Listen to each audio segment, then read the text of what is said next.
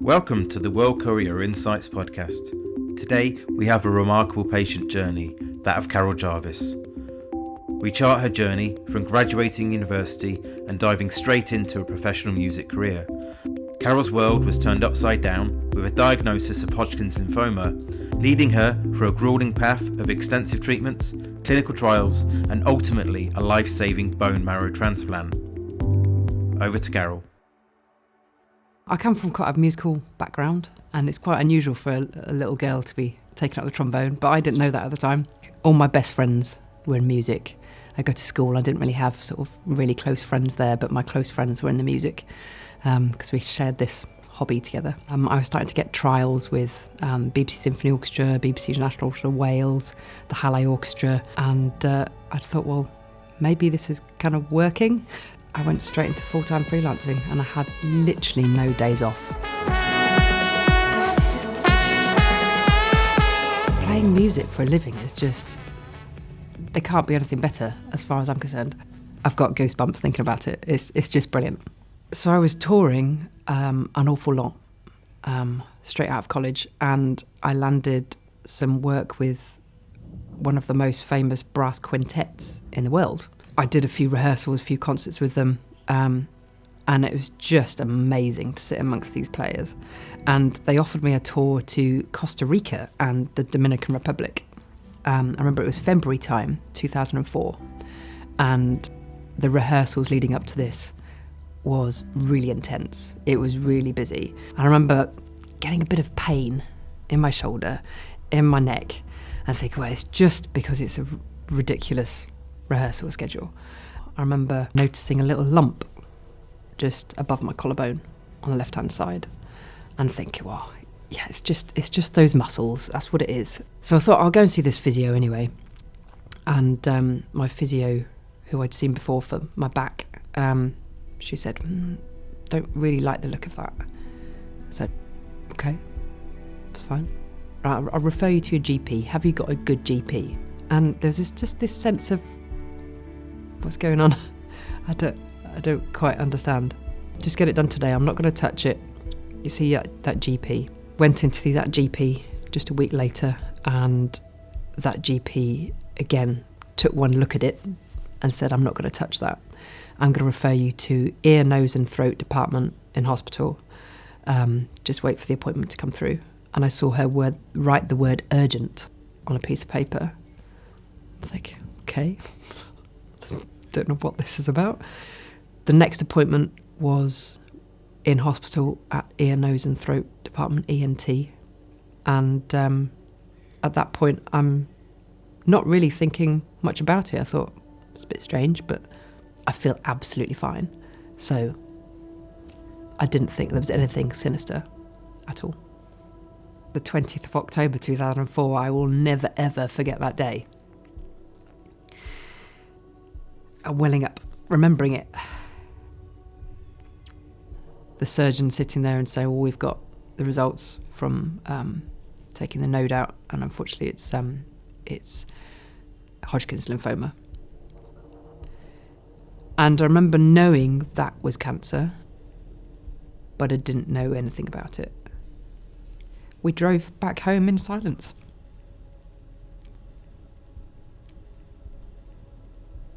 I had to go in for the CT scan, and unfortunately the results came back saying that it spread to in between my lungs, and it was 15 centimetres round in there.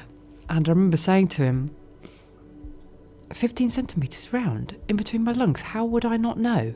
I play the trombone for a living. Apparently a brass player uses the lungs as much as a professional athlete does. How would I not know? And he said, you've got so much room in between your lungs, no one would have a clue. Chemotherapy starts on Tuesday. Hang on a minute. Is there a possibility of just radiotherapy? Chemotherapy starts on Tuesday. What about saving eggs? I'm just in my 20s. I might want to have kids later in life. Chemotherapy starts on Tuesday. And then I knew I'm going to have to tell everyone. I'm going to lose my hair within the first few treatments, maybe 2 treatments. And as soon as word got out to everyone in the sort of trombone world, music world, the amount of bunches of flowers I was sent. I had to start giving bunches of flowers away to neighbours. I was thinking, I haven't died yet. Why have I got so many flowers? But no one knows what to do in that situation. They want to be there for you. They don't know what to say. They don't know what to do. But they want you to know that they're thinking of you. So it was just really, really lovely. And that's when all the treatment started. When the chemotherapy nurse was getting everything ready, I just said to her, "What's it like?" And she said, "It's kind of like having your 10 worst hangovers all at once." I think it was after 2 or 3 treatments, my hair was falling out really fast. So knowing I had, I think it was 12 treatments over 6 months. It's really grotty treatment, and I was bald for months, but I can cope with this. And I remember after the 12th treatment, they give you a scan, a CT scan, and the specialist said, "I'm afraid it's still in between your lungs. We're going to have to pass you on now to someone else and talk about a second line of treatment." Once that primary chemotherapy fails, the chances of any other treatment getting you to remission gets very, very limited.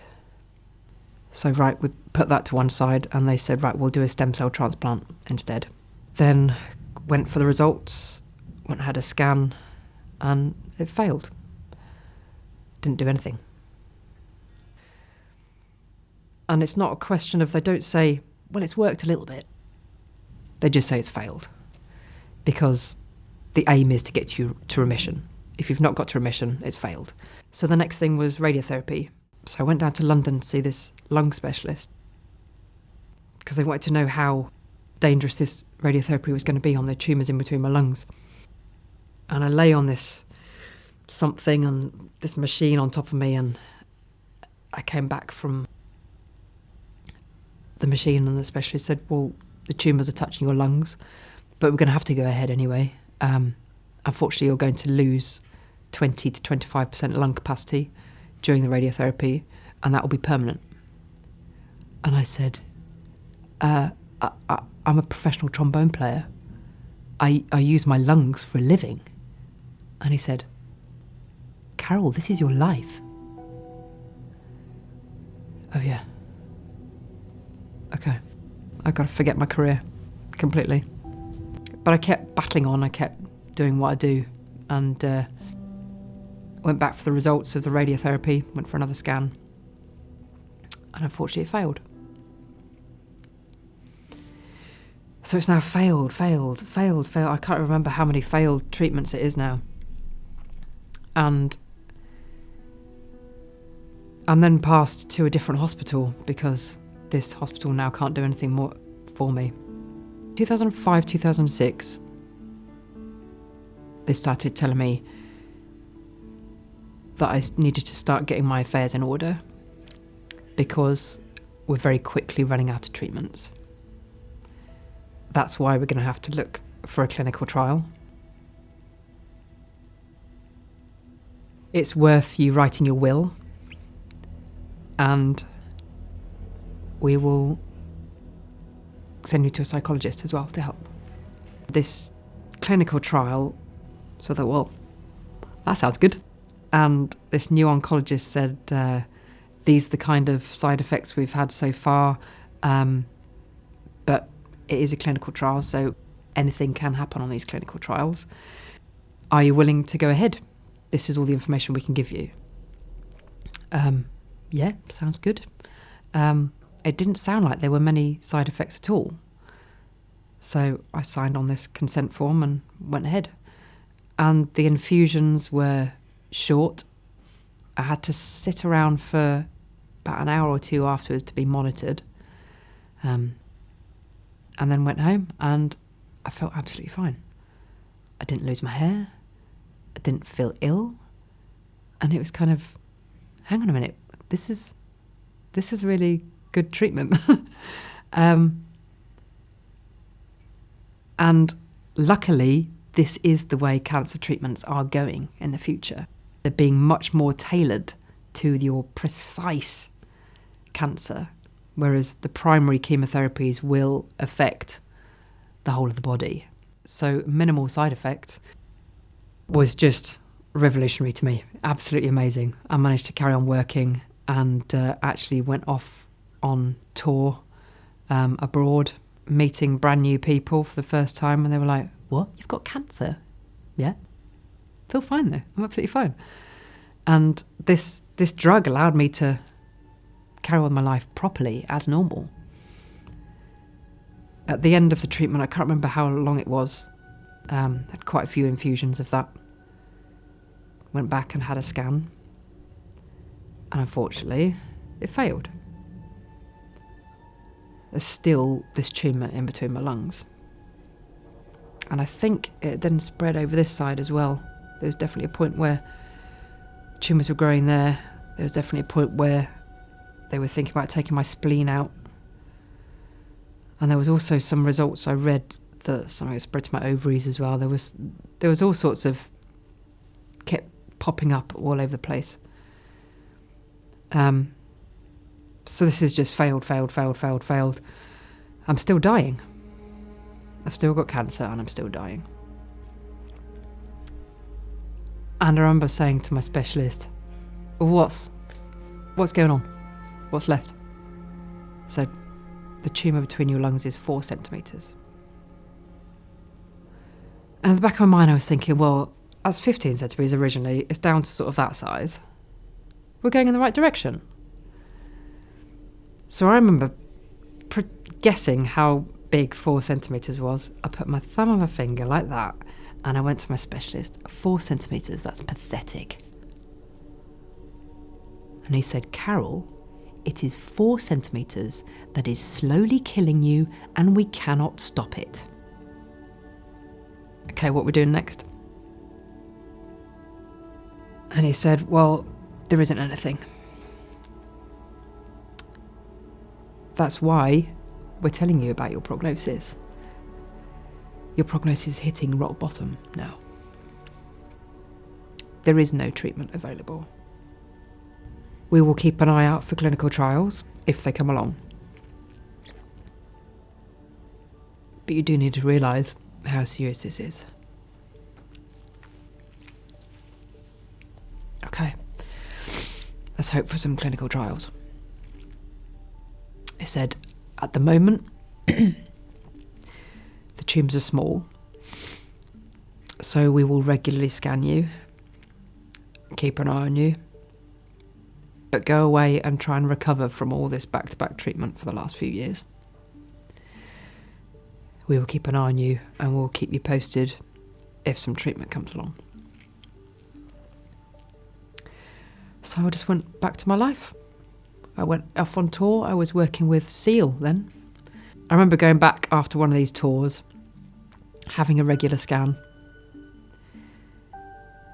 And at one point, this same specialist said, "What have you done?" "What do you mean, what have I done?" "The tumour's slightly shrunk. What have you done?" "Laugh?" And he said, "Actually, that's really interesting." And I'll never forget that little conversation, because laughter's the best medicine, isn't it? So I think the fact that I always kept normality going on throughout my treatments and making sure my life continued, there's got to be something there, I think. I kept touring, I kept going home for scans, and at one point my specialist said, "Okay, tumours are picking up some speed and they've got to a certain size now, we need to do something." I found a couple of clinical trials here you could try, and all I know is that it's a highly radioactive drug. And the results so far is some people are doing all right on it. Okay, let's try that. So all I knew is I had to be locked in a lead-lined room for 9 days because it was going to be highly radioactive. And the infusion would be just a few minutes. And then I'd have to wait for the radioactivity to reduce, to be allowed to be out again.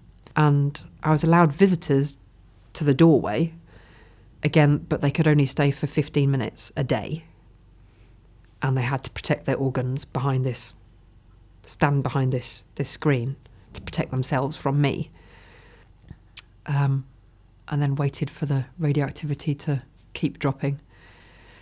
And a man with a Geiger counter came to my doorway every day, and I had to stand behind a certain line that was marked out on the floor in my room, and he would just point this Geiger counter at me. I said, so what does a normal person register on a Geiger counter? Someone's just walking down the street. Are they radioactive? I said, they're about 0.01 on a Geiger counter. I said, oh, right. So what am I today? He said, you're 65, you're not coming out. Okay, that's quite radioactive then. Yeah, you're a danger to everyone right now. Okay. So I got to day 9, and my radioactivity had dropped down enough to then allow me out of the room. They said I had to stay 2 meters away from everyone for the next little while. So shortly after that treatment, I then went on tour with Sting. And it's just amazing that my career is just getting better and better and better. And my prognosis is just getting worse and worse and worse. It's kind of, I think it's November, December time. And we're doing the rehearsals. And I had to say to people, well, I'm not actually meant to be within 2 meters of you, but I've got to sit next to you on stage. And most of them I knew. I said, it's fine, I don't mind. So we just did it anyway. And then, because I had to warn everyone, and I thought, well, I have to get a photo with Sting, because it's Sting. And so one of the breaks, I went up to him and said, we'd like to get my photo taken, but I'm radioactive. I had no idea what he even thought. He was like, whatever, come here, and gave me a hug, and I got a photo with Sting. And it was only about a week after that short little tour, I started coming out in a rash. Sort of started in my tummy, just on my skin, and just started spreading upward and spreading down my legs, spreading up down my arms, and just slowly spreading over my body. And I remember getting into hospital one day and just lifted my T-shirt to my specialist and said, look, I've got this rash. And he went, oh! Which isn't what you want a medical professional to do. And he said, okay, we haven't seen this before. Okay, what are you going to do about it? Hope it gets better. Right, what can I do to help? This is a clinical trial. Oh yeah. He said, I guess you're kind of being sunburnt from the inside outwards. The rash lasted for about 2 months, and I was just in pain. Just sat like that at home, trying not to touch anything, and just hoping that it disappeared. Easily to forget that actually that was a treatment for my cancer, going through all of that. So obviously went for another scan to see how the treatment worked. Didn't do anything. Failed. Just yet another failure. But I felt the oncologist that I now had was just different to everyone else. It's not a question of failed, that's it. Failed, that's it. Failed, that's it. He did actually say, this is interesting though, because you have responded a little bit. Okay, good. So this is how we've got to treat you. Great. Brilliant. So what's next? There is nothing. There's no treatment. Okay. But we know how to treat you if it becomes available. Okay. And for everything to line up completely, like me being born when I was born, to studying in Manchester, right by the biggest clinical trial centre in the world, to landing when these trials were open, to this next trial, which had just closed. So I couldn't get on it. I was like, I need this drug. And I honestly owe this oncologist my life. I really do. Because he managed to get it use on a compassionate use basis for just 3 patients, including me. So I managed to try this next drug. So this clinical trial was just 6 treatments. And after the 4th treatment, they wanted me to have a scan to see if it was working or not, or how I was progressing. And I got into the taxi in Paris, and I got a phone call. It's my specialist. I said, Carol, you're in remission. You're in remission for the first time in 7 years. I've got to a very good point now that we thought we'd never get to. The same specialist that was telling me I was going to die over and over and over has now told me I've got to remission. So I knew the next step was to have an unrelated donor bone marrow transplant to try and consolidate that remission.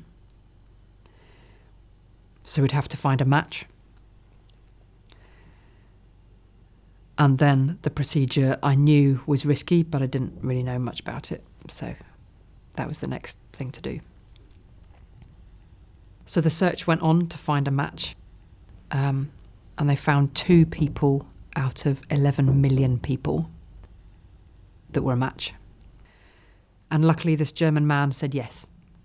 The transplant specialist. I remember him saying the survival rate is around 30%. And it's crazy to think it's taken me this far to actually get to remission. There's no cancer. And now I've got to risk my life in order to try and have a life ahead of me. So it's not to be entered into lightly, this decision. We'll send you away for a month, but there are boats to be missed. What he meant was the cancer could come back and your luck might be out. So we'll give you a month. And we went down both scenarios. He said, if you leave the remission as it is, we guess you'd probably live for about 3 years. Okay. If you go for the transplant and it works, you could live to a ripe old age. If it doesn't work, and we've talked about the mortality rates, you might not see the next few weeks, few months, maybe a year. So during that month, I had one huge blowout holiday. I think I spent 10, 15 grand on a holiday. If I'm going to die, I don't want to die with savings in the bank. And I also had 2 goodbye parties as well. And they were great parties. One in London, one in Manchester. Even my hairdresser came along to the party. It was just something I wanted to do. The goodbyes at the end of the party was hard.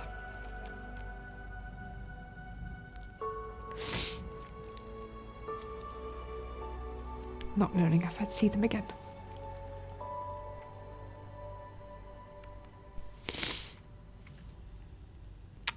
But I decided to go for the transplant.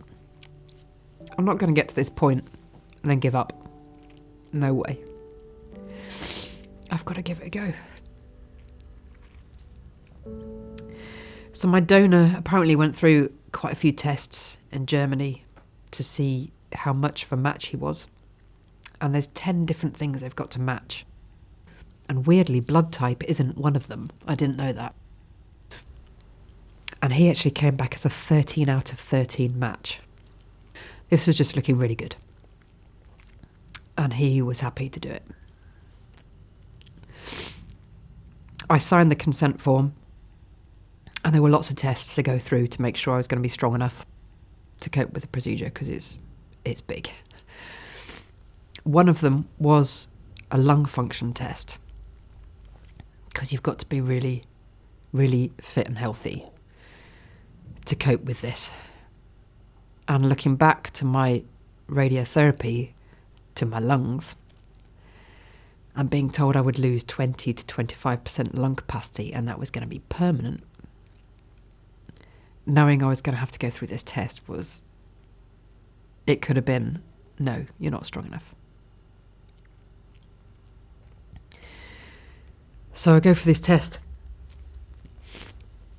and there's all sorts of strange things they get you to do, and there's one of them you're shut in a tiny little telephone type sized booth, and it's airtight. They put a clip on your nose, you've got a tube in your mouth, and they suck all the air out of the room, and then they tell you to breathe. And you've got to fight against having no air and things like that. And it's bizarre things you've got to go through, but I thought, it's the challenges, give it my best shot. And got the results back from that test, and it said my lungs were working at 102%. And I remember speaking to my specialist at that point, and he said, this is because you play the trombone. 100%. And all of my specialists are totally convinced that playing the trombone has helped keep me alive, which is quite astounding. I gained back that lung capacity and more just by doing what I do for a living. So I was in the best possible position to go for this transplant. I had to go undergo the intensive chemotherapy again to break down and get rid of my immune system. I think I was in this isolation room for 6 weeks. And you feel dreadful. You've just got to try and get through it. And you've got observations, temperature, all the things they do every 2 hours through the day and night. And it's sort of the middle of the night. Sometimes you'd wake up because you'd hear all sorts of noises in the corridor. And it's just a reminder that there's other people going through this in other isolation rooms along this corridor, and some people are not going to make it. So during this transplant, it's timed right down to day 0, which is transplant day, when my donor donates his cells.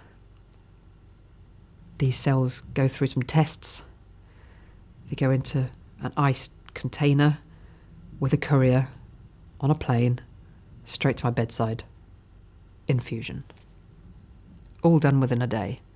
And when that box arrived, which is my only lifeline, just this white box saying World Courier on it, no idea what that even is. I remember getting lots of cards from people saying good luck in your operation, good luck in your surgery. But it's not really an operation or surgery. I'm wide awake. It just arrives in a big syringe like that. Just looks like blood. And the nurse hooks it up and slowly pushes it in. So I knew what was coming. I knew what to expect. But what I wasn't expecting was a phone call to come from Germany to Manchester, and then a team of microbiologists coming into my isolation room. And they said to me, a phone call has just come from Germany. They ran some tests on the cells that are on their way here, and we think there's a chance of contamination. I said, what do you mean? There's a chance of toxoplasmosis. And at that point I had no idea what that was. Absolutely no idea. But I knew any contamination whatsoever will kill me. And I said to them, that's going to kill me.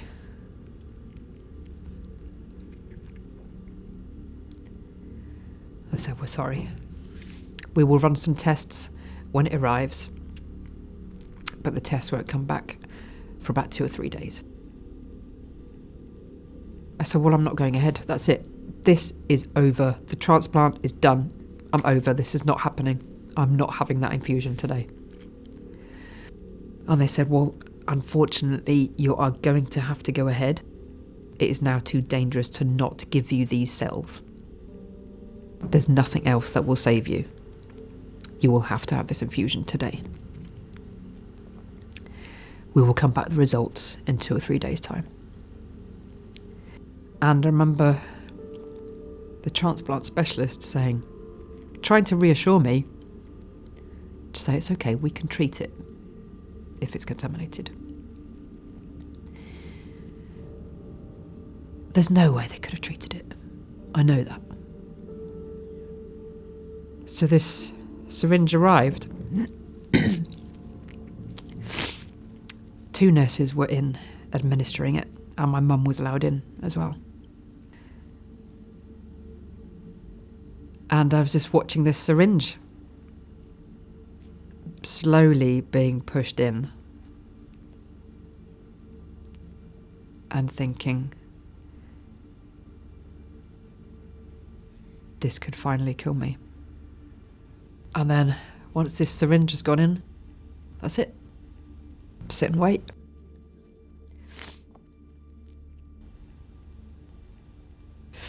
And I think it was the middle of the night that night.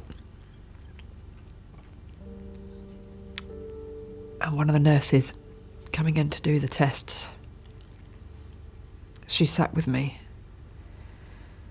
And we chatted. And she said, you know, when it gets really hard, just take a day at a time.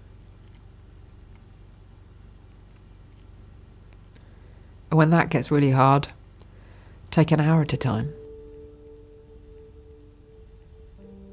And if even that gets too much, just try and get through the next minute.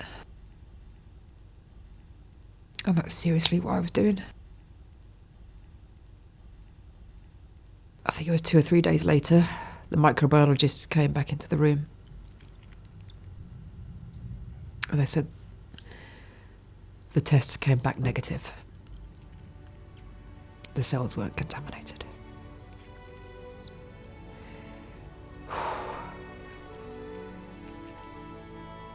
And that was a massive hurdle to get over. But I still had that mortality rate hanging over me as well. The survival rate from the actual procedure. I think the only thing I managed to eat the entire time was chocolate ice cream, because it was the only thing that was soft enough to cope with swallowing. So I lost loads of weight. But eventually, blood count started to come up from 0. Which could mean that the cells are starting to take. It's just watch and wait every single day. Loads and loads of blood tests. And eventually, they kept climbing. They started climbing quicker. And I got to the point where they could open the door. Because I've got a vague start of a brand new immune system. My donor's immune system. So soon after the transplant, I've then got to obviously go for a scan to see if any cancer has grown back, to see if the transplant has worked. So I went for this scan, and there's still no sign of cancer at all. All I had to do now was just take so many drugs while I was just slowly building up this brand new immune system. And there's something that can be very dangerous called graft versus host disease. The graft being the donor versus the host, which is me. Graft versus host disease. And they like you to have a bit of it. So there needs to be a bit of a fight going on. I'm not quite sure why, but that helps the transplant to succeed. Because the first year post-transplant is still very, very risky. You could die if this doesn't go well. You're on anti-rejection drugs for that whole first year, and they've got to slowly, really, really slowly reduce that. If they reduce it too quickly, the graft comes in too quickly and you're dead. If they don't reduce it quick enough, then the transplant also can't work that way either. It is touch and go still for a whole year. And the specialist said once you've got past 1 year, life can look rosy. So it's still very much under the spotlight, going to hospital regularly. And the recovery just from the transplant, they did say roughly about 2 years. So I did get bits of graft versus host disease, and it can show up in so many different ways, and you've got to report literally everything. It can just be the different colour on your thumbnail. If you don't report that, that could be graft versus host disease getting in and too much, and they need to quickly adjust the drugs. It can be really something tiny. Your eyes feel a little bit dry. It affects every part of the body. So it's tiny little things you've got to report. So important. And they say, we don't mind how minor it might feel to you. It might be major. So just tell us everything. So it's just constant in hospital the whole time. Having an unrelated donor transplant, your DNA is going to change and your blood type has got to change to your donor's type. And normally the blood type changes within the first few weeks or months. And for some reason, mine wasn't changing. And we don't know why. I couldn't produce any of my own red blood cells. And red blood cells have got, I think, a 90-day lifespan. So you're always producing red blood cells and they just die off and it just carries on. I think it's roughly that. I couldn't produce any of them. So I had to have blood transfusions every 2 weeks. And this lasted for 2.5 years. And they said at some point it would just change.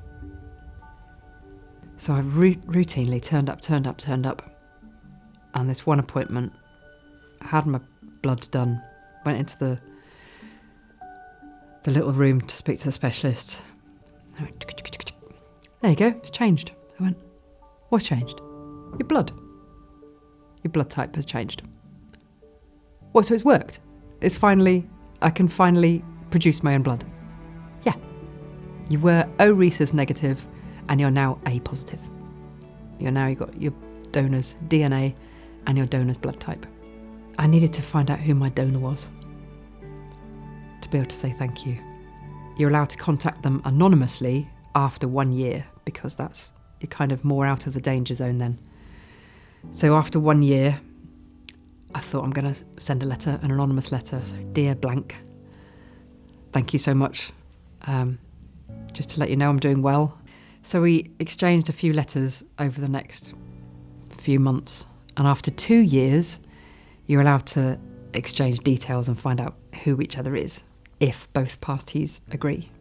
And I thought, well, I need to meet him. I need to say thank you in person. And honestly, it was the most emotional meeting. 2 complete strangers. But now we're kind of related. And we both burst into tears. And he's a huge man, really huge man. Just don't really expect what you're going to feel like meeting a complete stranger that saved your life. And he came up into the flat and we had some champagne. And we talked about both our stories of how that went for him and how it went for me. And I asked him about what was the chance of contamination of the cells, and he went, no idea. completely baffled by that. It's just amazing. Complete stranger that saved my life. And I know you talk about someone being 1 in a million. He's 1 in 11 million. I try not to, and I don't think I do, take anything for granted anymore. My perspectives are completely and utterly different. I think you can ask any cancer patient who's going through it or got through it that their perspectives have changed of life. I feel like I've had the best lesson about what life is all about now. I did really struggle with some psychological battles once I got through it all. And what I didn't realise is the psychologist that I was seeing regularly to get my head around the fact that I was dying did their job really, really well. Because when I was told that, okay, you've got a future ahead of you, I couldn't cope with it. I really couldn't cope with it. I had cancer for a third of my life at one point. I was living as though I was dying. And now I've got to live because I've got a life ahead of me. And I think I was pushing this invisible brick wall that was really close to me for such a long time and just trying to keep pushing it away.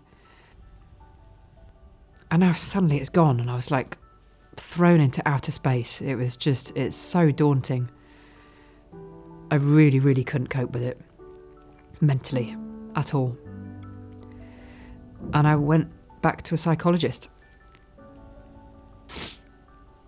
The same psychologist who had managed to get my head around the fact that I was dying. They then had to undo all that work that they'd done and help me not be afraid of a future. And there was one appointment in there. I remember them asking, how did you live when you were right in the thick of it, in the hardest moments? And I said, I could only live for that moment, that minute, when I was trying to get through to the next minute. That's all I could do, just live in the now. So that is what people struggle to do all their lives. People don't live in the now at all. So if you know how to do that, just do that again. And honestly, that's when it just started clicking back into place. There's a saying about the past is history, the future is uncertain, but the present is named a present because it's a gift.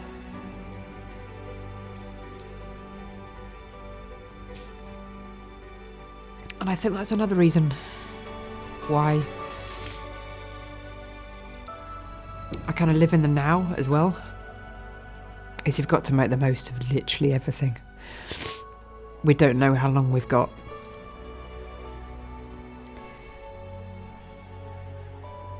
But we do get to choose how we use that time. I don't even know how many people work behind the scenes to make those kind of miracles happen. But I want to be able to say thank you to every single person that works on these things, because they've saved my life, every single one of them. And like I said, I'm just one story in amongst thousands and thousands.